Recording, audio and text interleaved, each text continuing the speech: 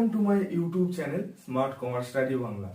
তোমাদের সঙ্গে এই ক্লাসে আমি অরিজিৎ তোমাদের ক্লাস 11 এর আরো একটা নতুন টপিক নিয়ে তোমাদের সঙ্গে ডিসকাস করতে চলেছি। সেটা হচ্ছে পিটি ক্যাশবুক ইমপ্রেস সিস্টেম। এই ভিডিওটির আগে আমি তোমাদের সঙ্গে ডিসকাস করেছিলাম পিটি ক্যাশবুক অ্যানালিটিক্যাল সিস্টেমটাকে নিয়ে। সেখানে আমি তোমাদেরকে বুঝিয়েছিলাম যে কিভাবে তোমরা পিটি ক্যাশবুকটাকে অ্যানালিটিক্যাল সিস্টেমে পোস্টিং করবে, এবং সেখানে আমি পিটি ক্যাশবুকের ইন্ট্রোডাকশনটাও দিয়েছিলাম। তো তোমরা যারা যারা আমার এর আগের ভিডিও পিটি ক্যাশবুক অ্যানালিটিক্যাল সিস্টেমের ভিডিওটি দেখোনি, আমি তাদেরকে বলবো অবশ্যই তোমরা এর আগের ভিডিওটি দেখে নাও। তো এই ক্লাসে আমি তোমাদের সঙ্গে ডিসকাস করব পিটি ক্যাশবুকের ইমপ্রেস সিস্টেমটাকে নিয়ে। আমি আরো একবার রিপিট করে দেবো যে পিটি ক্যাশবুক কি, পিটি ক্যাশবুকের ইন্ট্রোডাকশনটা সম্বন্ধে। পিটি ক্যাশবুক বলতে আমরা বুঝি কোম্পানির যাবতীয় নগদ খুচরো ব্যয়গুলোকে দৈনন্দিন ভিত্তিতে লিপিবদ্ধকরণের নগদান বই হলো পিটি ক্যাশবুক। খুচরো ব্যয়, একটা খুচরো ব্যয় বলে একটা দেখো শব্দ শুনলে, তো এই খুচরো ব্যয় বলতে আমরা এরকম বুঝি যে কোম্পানিতে এমন কিছু খরচ হয় যেগুলো প্রায় ঘটে থাকে, মানে দৈনন্দিন ভিত্তিতে ঘটে থাকে, কিন্তু সেই খরচের পরিমাণটা, সেই খরচের অ্যামাউন্টটা কম থাকে, পারচেজ সেলের মতো অত বড় বড় অ্যামাউন্ট হয় না। তো সেই সমস্ত খুচরো ব্যয়গুলোকে আমরা ক্যাশবুক সিঙ্গেল কলাম বা ক্যাশবুক ডবল কলামে করি না। সেই সমস্ত খুচরো ব্যয়গুলোকে আমরা পিটি ক্যাশবুকে পোস্টিং করি। এবার খুচরো ব্যয় বলতে একটা এক্সাম্পল দিচ্ছি। ধরো কোনো স্টেশনার্সের কোনো খরচ হয়েছে, সেটা কি হয়, প্রত্যেক দিনের হয়, মানে দৈনন্দিন ভিত্তিতে হতে পারে, এবং সেটা অবশ্যই তার অ্যামাউন্টটা অনেকটা কম হবে। তো এটা একটা খুচরো ব্যয়ের উদাহরণ। এবার সাপোজ ধরো কোম্পানি তার কিছু প্রয়োজনীয় দ্রব্যাদি আনতে কাউকে ভাড়া দিয়েছে, সেটা রেলওয়ে ভাড়া হতে পারে বা কোনো গাড়ির ভাড়া হতে পারে। তো সেই ভাড়াটাও একটা খুচরো ব্যয় হবে। তার কারণ তোমরা একটু ভাবো, দেখো সেই ভাড়াটা কি একটা দৈনন্দিন ভিত্তিতে অর্থাৎ প্রায় হতে পারে, কিন্তু সেই ভাড়ার অ্যামাউন্টটা পারচেজ সেলের মতো অত বেশি হবে না। তো সেই জিনিসটাই খুচরো ব্যয় হবে। তো এই খুচরো ব্যয়টাকেই আমরা পিটি ক্যাশবুকে পোস্টিং করি। এবার পিটি ক্যাশবুক অ্যানালিটিক্যাল সিস্টেম আর পিটি ক্যাশবুক ইমপ্রেস সিস্টেমে সমস্ত জিনিসই এক, শুধু যখন আমরা ব্যালেন্স শিটটা বার করব তখন ইমপ্রেস সিস্টেমে একটুখানি তফাৎ হবে অ্যানালিটিক্যাল সিস্টেমের থেকে। তো আমি আরো একবার ঘরটা সম্পর্কে তোমাদের সঙ্গে ডিসকাস করে নিই। যেমন তোমরা এর আগে পিটি ক্যাশবুক অ্যানালিটিক্যাল সিস্টেমের ঘর করেছিলে, সেম ঘর এখানেও হবে, ইমপ্রেস সিস্টেমেও হবে। তোমরা দেখতে পাচ্ছ এখানে আমি ডেবিট অ্যামাউন্ট করেছি, এদিকে আমি একটা ক্রেডিট অ্যামাউন্ট করেছি। আর ডেবিট অ্যামাউন্ট ক্রেডিট অ্যামাউন্টে একটাই পার্টিকুলার্স আছে, মানে ডেবিটের পার্টিকুলার্স এবং ক্রেডিট অ্যামাউন্টের পার্টিকুলার সমস্ত কিছু একটা পার্টিকুলার্সই বসবে। তো এখানে টুও হবে, বাইও হবে, সমস্ত কিছুই হবে, যেহেতু ডেবিট আর ক্রেডিটের একটাই পার্টিকুলার্স। আর এখানে তোমরা দেখতে পাচ্ছ আমি একটা ডেটের ঘর করেছি। আর এই যে দুটো সরু সরু দাগ দেখতে পাচ্ছ, এই দুটো একটা হচ্ছে সিএলএফ এদিকে অ্যামাউন্টের, ডেবিট অ্যামাউন্টের পাশে, আর ক্রেডিট অ্যামাউন্টের পাশে যে সরু দাগটা দেখতে পাচ্ছ সেটা হচ্ছে ভেঞ্চার নাম্বার। এই দুটো ঘরে তোমাদের কিছু লেখার প্রয়োজন নেই, তোমরা জাস্ট এরকম টেনে রেখে দেবে পরীক্ষার সময়, আর মাথায় হেডিং এ লিখে দেবে যে সিএলএফ ভিএন, এরকম লিখে দিলেই হবে। আর এইদিকে দেখতে পাচ্ছ যে আমি কিছু কলাম, ফাঁকা কলাম রেখেছি। তো এই ফাঁকা কলামগুলোতে আমি কি করব, যে প্রত্যেকটা খুচরো ব্যয়গুলোকে এরকম এক একটা হেডিং এর মাধ্যমে করব। তো সেই খুচরো ব্যয়গুলো অ্যামাউন্টেও বসবে এবং সেই হেডিং গুলোতেও বসবে। ধরো কোম্পানি কিছু ভাড়া দিয়েছে, সেই ভাড়াটা অ্যামাউন্টেও বসবে, এবং আমি এখানে একটা ভাড়ার হেডিং করব, সেই হেডিং এও বসবে। এবার শুরু করা যাক। তোমরা এখানে দেখতে পাচ্ছ যে এখানে আমি মাথায় কিছু একটা লিখেছি, এই যে সেটা হচ্ছে প্রিপেয়ার এ পিটি ক্যাশবুক ব্র্যাকেটে ইমপ্রেসড অফ এক্স। তো আমরা এই পিটি ক্যাশবুকটা কার নামে করব, এক্স এর নামে। এখানে আমি লিখেছি in the books of dot dot dot petty cashbook ব্র্যাকেটে ইমপ্রেসড। তো এই যে ডট ডট ডট বললাম, এখানটা তোমরা শুধু জাস্ট এরকম এক্স বলে লিখে দাও। তো এরকম দাঁড়ালো যে in the books of X petty cashbook impressed. এরপর ফার্স্ট তারিখে যাওয়া যাক, সেটা হচ্ছে 2017 February 1, receive from petty cashier. এটা আমি আগেও বলেছি যে কোম্পানি তার খরচ খুচরো ব্যয়গুলোকে চালানোর জন্য এককালীন একটা পয়সা নিয়ে নেয় কার থেকে, পিটি ক্যাশিয়ার বা জেনারেল ক্যাশিয়ারের থেকে। তো সেই সমস্ত যে টাকাটা আমাদেরকে দেন, সেটা আমরা কি করি, যে সেই টাকাটা থেকেই আমরা খুচরো ব্যয়গুলোকে করি। এবার যদি টাকা দেন, তো পিটি ক্যাশবুকের সিস্টেম অনুযায়ী রিয়েল অ্যাকাউন্টের ফর্মুলা আমি আগেই বলেছি যে ক্যাশবুকে সবসময় রিয়েল অ্যাকাউন্টের ফর্মুলাটাই খাটবে। তো টাকা যেহেতু দিচ্ছেন, তো সেটা অবশ্যই একটা ডেবিট অ্যামাউন্ট হবে রিয়েল অ্যাকাউন্টের ফর্মুলা অনুযায়ী। তো এরকম ডেট দাও আগে ফেব্রুয়ারির 1 এরকম ডেটের ঘরে তোমরা বসিয়ে নাও। দিয়ে কি হবে, রিসিভ ফ্রম পিটি ক্যাশিয়ার, তো এখানে আমরা টু ক্যাশ বলে বসাবো, টু ক্যাশ অ্যাকাউন্ট বলে বসাবো। এবার এটা খেয়াল করেছো যে এটা টু আছে, তো এটা যেহেতু ডেবিট অ্যামাউন্ট, মানে যদি টাকা পাওয়া যায় পিটি ক্যাশিয়ার থেকে, তো ক্যাশবুকের ফর্মুলা অনুযায়ী সেটা ডেবিট অ্যামাউন্ট হবে। তো সেই জন্য আমি টু দিলাম। এবার এই যে ডেবিট অ্যামাউন্টের আমি ঘরটা করেছি, এখানে আমি জাস্ট বসিয়ে দেব 85 টাকা। এরকম 85 টাকা বসিয়ে দিলাম, দিয়ে এবার টু হয়ে গেল। এবার যদি কোনো খরচ হয়, তো সেক্ষেত্রে ক্যাশবুকের ফর্মুলা অনুযায়ী আমরা বাই করি, মানে সেটা একটা ক্রেডিট অ্যামাউন্ট হয়। আর ক্যাশবুক করার সময় তোমাদেরকে এই কনসেপ্টটা পড়ে রাখবে যে ক্যাশ এলে ডেবিট, ক্যাশ চলে গেলে ক্রেডিট। এটা কখনোই তোমরা ভুলবে না, পরীক্ষার সময় তো ভুলবেই না, যখন বাড়িতে প্র্যাকটিস করবে তখনও না। এরপর ফেব্রুয়ারির আবার একটা 1 তারিখে আছে, দেখো এন্ট্রি, সেটা হচ্ছে পেইড ওয়েজেস ₹15, মানে কোম্পানি তার কোনো শ্রমিককে ওয়েজেস দিয়েছে। তো যদি ওয়েজেস কোম্পানি কাউকে দেয়, তার মানে কি হচ্ছে, টাকাটা চলে যাচ্ছে। তো টাকা চলে গেলে ক্যাশবুকের ফর্মুলা অনুযায়ী সেটা অবশ্যই সেটা একটা ক্রেডিট অ্যামাউন্ট। তো তোমরা এরকম লেখো। তো এবার যখন এই অ্যামাউন্টটা ক্রেডিট অ্যামাউন্ট হলো, এবার আমরা ক্রেডিট অ্যামাউন্ট কি করি, আমরা যখনই ক্রেডিট করি সেটা বাই হয়। ডেবিটে যেমন টু হয়, তেমন ক্রেডিটে আমরা সবাই জানি সেটা বাই হয়। এরকম বসাও, বাই ওয়েজেস অ্যাকাউন্ট। এবার কত টাকা দেয়া আছে, 15 টাকা, আমরা ক্রেডিট অ্যামাউন্টে বসিয়ে দেব 15 টাকা। যেহেতু এটা ক্রেডিট অ্যামাউন্ট, সেই জন্য এটা বাই হলো। এরপর ক্যাশবুকের ফর্মুলা অনুযায়ী আমরা যেমন প্রত্যেকটা খুচরো ব্যয়কে অ্যামাউন্টে বসাবো, তেমনি প্রত্যেকটা খুচরো ব্যয়ের এক একটা হেডিং বানাতে হবে, অর্থাৎ শ্রেণীবদ্ধকরণ করতে হবে। তো এইখানে আমি একটা হেড করব, এই যে ফাঁকা কলামগুলো তোমরা এখানে দেখতে পাচ্ছ, তো এইখানে আমি একটা হেড করব, এই মাথায় এরকম লিখবো যে ওয়েজেস এন্ড স্যালারিজ, এরকম লিখে দাও তোমরা, ওয়েজেস এন্ড স্যালারিজ। আমার এখানে জায়গা শর্ট বলে একটু ঘিঞ্জি টাইপের হয়ে গেল, তোমরা লিখে নাও ওয়েজেস এন্ড স্যালারিজ। দিয়ে এই যে 15 টাকা আছে, এখানে তোমরা বসিয়ে নাও 15 টাকা। এইভাবেই সিস্টেম, এটাই হচ্ছে সিস্টেম, মানে যত কিছু খুচরো ব্যয় আসবে সেটা ক্রেডিট অ্যামাউন্টে হবে, আর প্রত্যেকটা হেডিং এও বসবে। এর ফলে কি হবে, যে একটা নির্দিষ্ট সময়ের পর আমরা দেখতে পাবো যে এই পরিমাণ খরচ হয়েছে, মানে ক্রেডিট অ্যামাউন্টে দেখা গেল এই পরিমাণ খরচ হয়েছে। এবার সেই খরচটা কিসে কিসে কত কত পরিমাণে হয়েছে সেগুলো আমরা পরিষ্কারভাবে দেখতে পাবো। সেই জন্যই আমরা পিটি ক্যাশবুকটা করব। এবার 2 তারিখে দেখো, পেইড স্যালারিজ টু ওয়াচম্যান দিয়ে 6 টাকা দেওয়া আছে।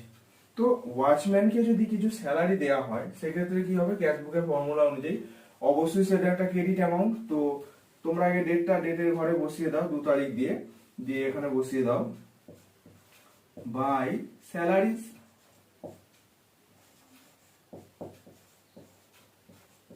অ্যাকাউন্ট, এবার অ্যামাউন্টটা আমি আগেই বললাম এটা ক্রেডিট অ্যামাউন্ট, সেই জন্য আমি এখানে বাই বসালাম। যাবতীয় খুচরো ব্যয়গুলো অবশ্যই সেটা ক্রেডিট অ্যামাউন্ট হবে। তো সেই যাবতীয় খুচরো ব্যয়গুলো অবশ্যই সেটা বাই বাই বাই বাই হয়ে বসবে। তো এখানে 6 টাকা দেওয়া আছে, তোমরা ক্রেডিট অ্যামাউন্টে বসিয়ে ফেলো 6 টাকা। এবার দেখো স্যালারি বলে আমি একটা হেড করেছি আগে, এই যে একটু আগে হেড করলাম ওয়েজেস এন্ড স্যালারি বলে, তো সেখানে আমি বসিয়ে দেব 6 টাকা। জাস্ট হয়ে গেল, আর কিছু ঝামেলা নেই। এরপর 3 তারিখে হচ্ছে paid for postage and Telegram, মানে পোস্টেজ অ্যান্ড টেলিগ্রামে কোম্পানি কিছু টাকা খরচ করেছে। তো খরচ করা মানে সেটা খুচরো ব্যয়, অবশ্যই সেটা একটা ক্রেডিট অ্যামাউন্ট হবে। তো তোমরা এরকম তারিখ দাও, 3 তারিখ দাও। এই যে এখানে তোমরা দেখতে পাচ্ছ না 3 তারিখ আছে, paid for postage and Telegram দিয়ে 6 টাকা দেওয়া আছে। এটা যেহেতু ক্রেডিট অ্যামাউন্ট, তো আমরা অবশ্যই বাই বলে বসাবো। তো এবার কত টাকা, বাই পোস্টেজ অ্যান্ড টেলিগ্রাম বলে বসিয়ে দাও আগে, অ্যান্ড টেলিগ্রাম। এবার 6 টাকা দেওয়া আছে, আমরা ক্রেডিট অ্যামাউন্টে বসিয়ে দেব 6 টাকা। এবার দেখো পোস্টেজ অ্যান্ড টেলিগ্রামের কিন্তু আমি এখনো কোনো হেডিং করিনি। তো তোমরা এই সেকেন্ড ঘরটা যেটা ফাঁকা তোমরা দেখতে পাচ্ছ কলাম, তো তার মাথায় লিখে নাও postage and telegram, postage and telegram. এবার 6 টাকা যে অ্যামাউন্টটা দেওয়া আছে এটা আমরা এই ঘরটায় বসাবো 6 টাকা। এই অ্যামাউন্টটা কিন্তু ওয়েজের স্যালারিতে বসবে না। আমি এর আগেও বললাম প্রত্যেকটা খুচরো ব্যয়ের আলাদা আলাদা হেডিং হবে। তো এই ওয়েজেস অ্যাকাউন্টটায় দেখো যে ওয়েজেসে যেহেতু অ্যামাউন্টটা বসে গেছে এই ঘরগুলোয় আর কিছু ওয়েজেসের বসবে না, তোমরা এরকম টেনে দাও, যেহেতু এগুলো আর কিছু বসবে না।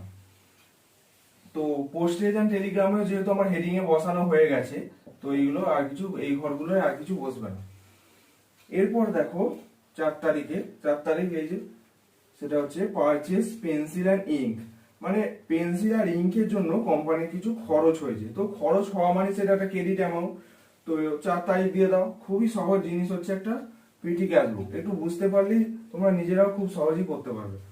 তো বাই ক্রেডিট অ্যামাউন্ট হওয়া মানে সেটা বাই হবে। তো বাই পেন্সিল অ্যান্ড ইঙ্ক বলে বসিয়ে দাও।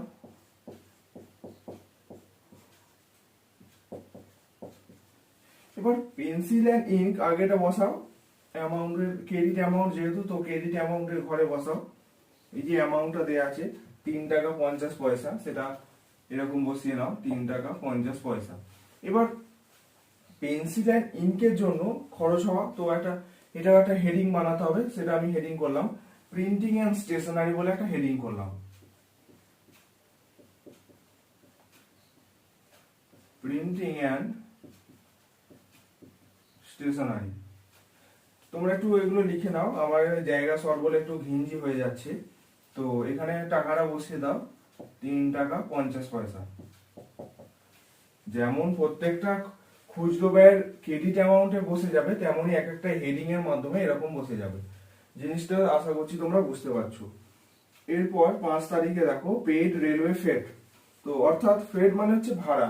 তো রেলওয়ের জন্য কিছু ভাড়া দিয়েছে, তো সেটা ভাড়া দেওয়া মানে সেটা একটা ক্রেডিট অ্যামাউন্ট। তো আমরা এরকম বসাবো বাই, এই যে রেলওয়ে ফেয়ার বলে আছে, তো আমরা এরকমই বসিয়ে দেবো, রেলওয়ে ফেয়ার বলেই বসিয়ে দেবো।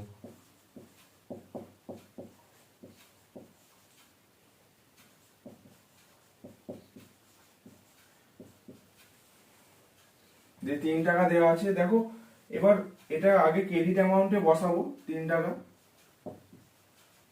এবার ফ্রেড বলে আমি কিন্তু এখনো কোনো হেড করিনি, এখনো দেখো 3টে কলাম আমার অবশিষ্ট আছে। তো আমি এখানে একটা হেড করে নিলাম, এখানে এরকম লেখো কুলি অ্যান্ড ফ্রেড লিখে নাও। কুলি অ্যান্ড, কুলি মানে হচ্ছে রেলওয়ে কিছু কুলিদের দিয়ে কিছু জিনিসপত্র আনানো হয়েছে, আর রেলওয়ে ফেড। তো এখানে তোমরা এই ঘরটা, এই যে দেখতে পাচ্ছ এই ঘরটা আমি হেডিং করলাম, তো এখানে বসিয়ে নাও 3 টাকা। এরপর যাবতীয় কিছু ফ্রেড মানে যাবতীয় যা কিছু ভাড়া হবে সেটা আমরা অ্যামাউন্টে বসাবো, আর এই যে হেডিংটা করলাম সেখানে বসাবো। ব্যাস, তাহলেই হয়ে গেল, আর কোনো ঝামেলা নেই। এরপর হচ্ছে 7 তারিখে পেইড ফর পেপার। পেপারের জন্য যদি কিছু খরচ হয় সেক্ষেত্রে সেটা অবশ্যই একটা ক্রেডিট অ্যামাউন্ট। তো ডেটের ঘরে 7 তারিখ দাও, দিয়ে বাই পেপার বলে বসিয়ে দাও, অ্যাকাউন্ট দিয়ে দাও। তো বাই পেপার। এবার প্রিন্টিং এন্ড স্টেশনারি বলে দেখো আমি একটা হেড করেছি এই জায়গাটায়। তো আগে এখানে ক্রেডিট অ্যামাউন্টে বসাতে হবে। এবার টাকাটা দেখো 2.5 টাকা দেওয়া আছে, আমরা এখানে ক্রেডিট অ্যামাউন্টে 2.5 টাকা বসালাম। এবার যে হেডিংটা আমার করা আছে এই যে প্রিন্টিং এন্ড স্টেশনারি বলে, এখানে আমরা বসিয়ে দিলাম, ব্যাস হয়ে গেল। এবার পেপার, এবার তোমাদেরকে এইটুকু জানতে হবে যে পেপারটা মানে প্রিন্টিং এন্ড স্টেশনারিতে যেতে পারে, ইঙ্ক মানে সেটা প্রিন্টিং এন্ড স্টেশনারিতে যেতে পারে, ভাড়াটা সেখানে সেটা কুলি বা ফ্রেড এরকম যেতে পারে। তো এই জিনিসগুলোকে তোমাকে জানতে হবে। এরপর 9 তারিখে দেখো পেইড ফর পোস্টেজ, মানে পোস্টেজের জন্য কোম্পানি কিছু খরচ করেছে। কত টাকা? 1 টাকা 30 পয়সা। তো কোম্পানি যেহেতু খরচ করেছে মানে সেটা ক্রেডিট অ্যামাউন্ট, আমরা এরকম বসাবো। ডেটের ঘরে 9 তারিখ দিয়ে দাও, দিয়ে বাই পোস্টেজ অ্যাকাউন্ট। কত টাকা দেওয়া আছে? 1 টাকা 30 পয়সা, সেটা আমরা আগে ক্রেডিট অ্যামাউন্টে বসাবো 1 টাকা 30 পয়সা। এরপর পোস্টেজে দেখো একটা আমি হেডিং করেছি পোস্টেজ অ্যান্ড টেলিগ্রাম। তো আমার আলাদা করে আবার হেড করার কোনো প্রয়োজন নেই, যেহেতু আমি আগে পোস্টেজ অ্যান্ড টেলিগ্রামে হেড করে ফেলেছি, সেই জন্যই আমি এখানে এরকম বসিয়ে দেবো 1 টাকা 30 পয়সা। আর বাকি ঘরগুলো তো আর কিছু হবে না, তো এরকম টেনে দাও। এরপর 13 তারিখে দেখো পেইড ফর কুলি হায়ার। তো কুলি হায়ারের জন্য মানে কুলিকে কিছু ভাড়া দিয়েছে, তো কুলিকে যদি ভাড়া দেয় সেটা অবশ্যই একটা ক্রেডিট অ্যামাউন্ট, মানে সেটা একটা খরচ। তো এরকম বসাও 13 তারিখ দিয়ে পেইড ফর কুলি হায়ার আছে, তো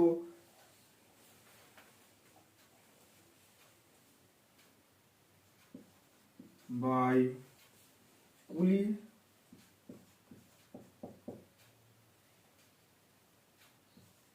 অ্যাকাউন্ট বলে বসিয়ে দাও।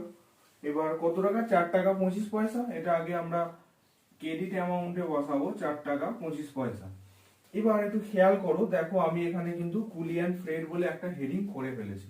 তো এই ক্ষেত্রেও আলাদা করে আমার কোনো কলামগুলোতে কোনো হেডিং করার প্রয়োজন নেই, আমরা জাস্ট কুলি অ্যান্ড ফ্রেড এর ঘরটায়, এই যে এই ঘরটায় এটাই আমরা বসিয়ে নেব 4 টাকা 25 পয়সা।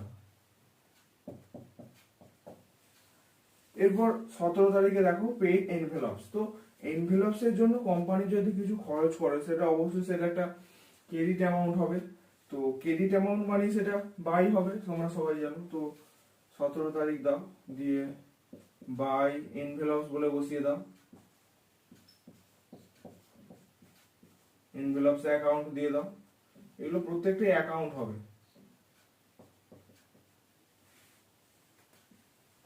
2 টাকা 75 পয়সা, 2 টাকা 75 পয়সা। এবার আমি একটা এখানে হেডিং করে নিলাম, এই যে এখনো দেখতে পাচ্ছ তোমরা দুটো ফাঁকা কলাম এখন আমার অবশিষ্ট আছে। তো এখানে আমি লিখে দিলাম এরকম এনভেলপস বলে, এনভেলপস এর হেডিং করলাম, দিয়ে এখানে লিখে দিলাম 2 টাকা 75 পয়সা।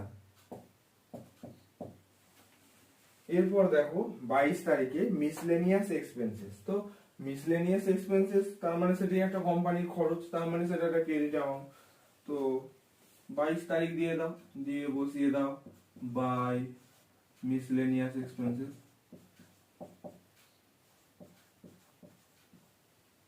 এক্সপেন্সেস। এবার কত টাকা দেওয়া আছে, 5 টাকা 25 পয়সা। আমি আগে ক্রেডিট অ্যামাউন্টে বসাও 5 টাকা 25 পয়সা। এবার মিসলেনিয়াস এক্সপেন্সেস দেখো এখন কোনো হেডিং আমার নেই, তো আমি শেষের ঘরটায় মিসলেনিয়াস এক্সপেন্সেস যে ফাঁকা কলামটা আমার এখন অবশিষ্ট আছে সেটা আমি মিসলেনিয়াস বলে লিখে নিলাম।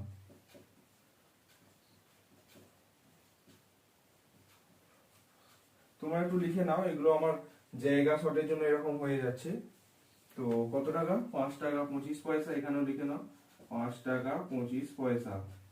তো এবার বাকি ঘরগুলো যেহেতু আর কোনো হেডিং এ কিছু হবে না, তো এরকম কেটে দাও। এরপর শেষ এন্ট্রিটা দেখো 28 তারিখে printing charge for the catalogue, মানে ক্যাটালগের জন্য কিছু প্রিন্টিং খরচ হয়েছে, সেটা একটা ক্রেডিট অ্যামাউন্ট। এবং প্রিন্টিং খরচ মানে সেটা প্রিন্টিং হেডে যাবে। তোমাদেরকে জাস্ট এটা জানতে হবে যে কোনটা কিসে যাবে, মানে পেপার ইঙ্ক, তোমাদের এটা কমন সেন্সটা থাকতে হবে। মানে পেপার ইঙ্ক মানে সেটা প্রিন্টিং স্টেশনারিতে যাবে, কোনো ভাড়া আছে মানে সেটা কুলিফ্রেটে যাবে।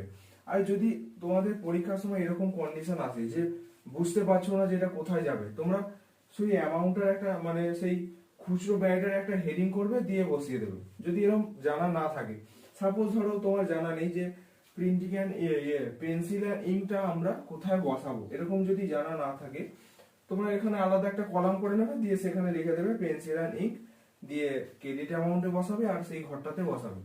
যদি তোমাদের জানা না থাকে যে paper ink and pencil and ইঙ্কটা প্রিন্টিং অ্যান্ড স্টেশনারিতে যায়, এটা যদি না জানা থাকে। তো এবার 28 তারিখে যেটা আছে প্রিন্টিং চার্জ, এখানে বাই ক্যাটালগ বলে লিখে নিলাম, কারণ printing charge for the catalogue আছে, আমি এখানে ক্যাটালগ বলে লিখে নিলাম।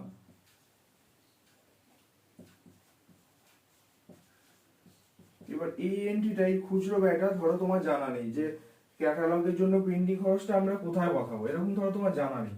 তো সেক্ষেত্রে তোমার এখানে একটা হেডিং করে নেবে, এইদিকে এই যে কলামগুলো আর একটা বেশি হেডিং করে নেবে কলাম। তো সেক্ষেত্রে তোমরা ক্যাটালগ বলে হেডিং করে নেবে, যদি তোমরা না জানো যে ক্যাটালগটা প্রিন্টিং এন্ড স্টেশনারিতে হবে।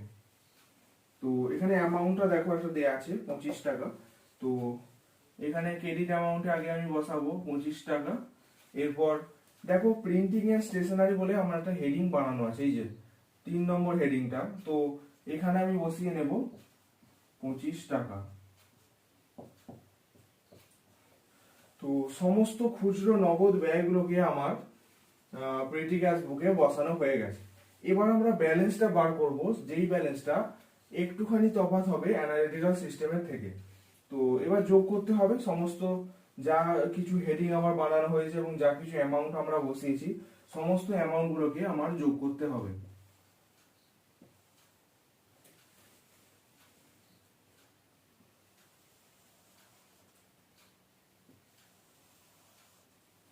এবার আমার যোগ করে সমস্ত কিছু যোগ করে দেখা গেল যে ডেবিট অ্যামাউন্টটা আমার বেশি এসেছে আর ক্রেডিট অ্যামাউন্টটা আমার কম এসেছে। তো যেহেতু ডেবিট অ্যামাউন্টটা আমার বেশি এসেছে মানে আমরা অ্যামাউন্টটা মানে ব্যালেন্স সিডিটা কোন দিকে বার করবো, অবশ্যই সেটা ক্রেডিট দিকে বার করব। তো 85 টাকাটাকে আমরা ডেবিট ব্যালেন্সটাকে আমরা ক্রেডিট দিকে ট্রান্সফার করব। এরকম 85 টাকা বসিয়ে নাও।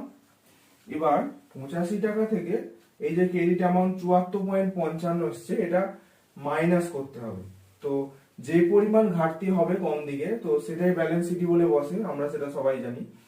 তো এখানে তোমরা এরকম তারিখ দাও, এরকম 28 তারিখ দিয়ে দাও, দিয়ে বাই ব্যালেন্স সিডি। এবার 85 থেকে 74.55 মাইনাস করে আসছে 10 টাকা 45 পয়সা। তো এখানটা আমরা লিখে নেব 10 টাকা 45 পয়সা। তো ব্যালেন্স সিটি আমার বার করা হয়ে গেল। ব্যালেন্স সিটিটা আমার কোন দিকে বেরিয়েছে, ক্রেডিট দিকে। তো ব্যালেন্স বিডিটা আমরা কোন দিকে বার করব, অবশ্যই সেটা ডেবিট দিকে হবে। তো তোমরা এরকম লিখে নাও। তো এবার যেহেতু ব্যালেন্স বিডিটা ডেবিট দিকে হবে তার মানে সেটা 2 হবে। তো 2 ব্যালেন্স বিডি। তারিখটা এবার কত হবে দেখো, 28 তারিখে আমার ফেব্রুয়ারির সব শেষ হয়ে গেছে, তার মানে তার পরের মাসের 1 তারিখ হবে, মানে ফেব্রুয়ারির পরের মাস কি মার্চ মাস। তো 1/3/17 দিয়ে দাও। যেহেতু আমি এর আগেও বলেছি যে এই ব্যালেন্স বিডি বা ব্যালেন্স সিডিটা মানে দৈনন্দিন ভিত্তিতে যেহেতু পেটি ক্যাশ বুকটা হয় সেই জন্যই ব্যালেন্স বিডিটা তোমরা সবসময় তার পরের ডেটেই ধরবে, আর ব্যালেন্স সিডিটা যেই ডেটে তোমার যাবতীয় খুচরো নগদ লেনদেনগুলো শেষ হবে সেই ডেটই ধরবে। তো ব্যালেন্স বিডিটা এবার কত টাকায় লিখেছি, 10 টাকা 45 পয়সা। আমরা ডেবিট অ্যামাউন্টে বসিয়ে নেব 10 টাকা 45 পয়সা। এবার হেডিং গুলো আমার সমস্ত কিছু যোগ করা হয়ে গেছে, তোমরা একটু দেখো। ওয়েজেস এন্ড স্যালারিতে এসেছে 21 টাকা, পোস্টেজ এন্ড টেলিগ্রামে এসেছে 7 টাকা 30 পয়সা, প্রিন্টিং এন্ড স্টেশনারিতে এসেছে 31 টাকা, কুলি এন্ড ফ্রেটে এসেছে 7 টাকা 25 পয়সা, আর এনভেলপসে এসেছে 2 টাকা 75 পয়সা, আর মিসলেনিয়াসে এসেছে 5 টাকা 25 পয়সা। এবার সমস্ত হেডিং গুলো এই যে আমি এতগুলো কলামের হেডিং করলাম এই ক্রেডিট অ্যামাউন্টের পরে, এইগুলো যোগ করে সমস্ত যোগ করে দেখবে এই অ্যামাউন্টটা আসবে, মানে ক্রেডিট অ্যামাউন্টটা আসবে। তো এই কারণে পেটি ক্যাশ বুকটা করা, মানে ক্রেডিট অ্যামাউন্টে এত খরচ যে হলো 74 টাকা 55 পয়সা, সেটা কিসে কিসে খরচ হলো সেইগুলো দেখানোর জন্যই আমরা এরকম ঘরটা করি। তোমরা একটু খেয়াল করো, দেখো প্রথম থেকে এখন পর্যন্ত আমি পেটি ক্যাশ বুকে যে লেনদেনগুলো করলাম মানে যে নগদ ব্যয়গুলো পোস্টিং করলাম সেটা একেবারেই অ্যানালিটিক্যাল সিস্টেমের ফর্মুলা মেনেই হলো এত পর্যন্ত। তো এবার ইমপ্রেস সিস্টেমে একটুখানি তফাৎ হবে, সেটা এরকম যে তোমাদের এই যে ক্রেডিট অ্যামাউন্টের টোটালটা এসছে 74 টাকা 55 পয়সা, সেটা তোমাদেরকে ক্যাশ অ্যাকাউন্ট বলে ডেবিট অ্যামাউন্টে বসাতে হবে। তো আমি এরকম লিখে দেব টু ক্যাশ অ্যাকাউন্ট বলে। এবার এই ডেটটা ব্যালেন্স বিডি যে ডেটটা বেরিয়েছিল সেটাই আমরা করব, মানে 1/3/17 তো আমার ব্যালেন্স বিডিটা বেরোলো, তো আমরা ক্যাশ অ্যাকাউন্টেরও সেই সেম জিনিসটাই করব, মানে এখানে তারিখটা একই হবে 1/3/17। এবার যেহেতু 2 বসিয়েছি তো 74 টাকা 55 পয়সাটাকে ক্রেডিট অ্যামাউন্টের যে টোটালটা এসছে সেটা আমরা ডেবিট অ্যামাউন্টে ট্রান্সফার করে দেবো, মানে এখানে হয়ে যাবে 74 টাকা 55 পয়সা। এইটুকু শুধু অ্যানালিটিক্যাল থেকে ইমপ্রেস সিস্টেমের এইটুকুই জাস্ট তফাৎ, বাকি সমস্ত কিছু এক। তো আমার এখানেই তোমাদের পিটি ক্যাশ বুক ইমপ্রেস সিস্টেমের যে ক্লাসটা নেওয়া ছিল সেটা এখানেই শেষ হলো। আশা করছি ভিডিওটি তোমরা প্রথম থেকে শেষ পর্যন্ত দেখেছো এবং অবশ্যই ভিডিওটি তোমাদের উপকার এসেছে। আর ভিডিওটি যদি ভালো লেগে থাকে তো অবশ্যই লাইক, কমেন্ট এবং শেয়ার করবে, আর সাবস্ক্রাইব অবশ্যই করবে।